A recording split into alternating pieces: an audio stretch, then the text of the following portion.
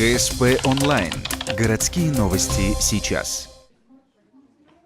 Еще 22 спортсмена получили знаки отличия ГТО. В торжественной обстановке заслуженные награды вручили самой юной первой ступени участников норм физподготовки.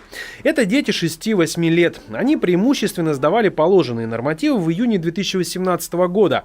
На золото удалось пройти испытания 7 спортсменам, серебряный знак получили 8 человек, а бронзу – 7.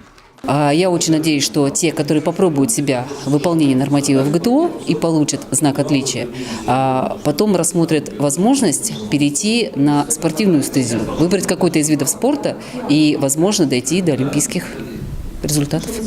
Число обладателей знаков отличия ГТО в Ухте продолжает расти. Только на второй квартал прошлого года в «Жемчужине Севера» золотым значком могли похвастаться 176 человек, серебром 145 и бронзой 183.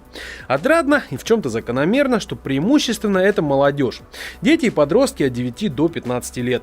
Кстати, уже вскоре состоится вручение знаков отличникам подготовки более старшего возраста. Церемония состоится после мартовских праздников. Своих владельцев ожидает порядка 500 знаков разного достоинства для тех, кто сдавал нормы с июня 2018 года.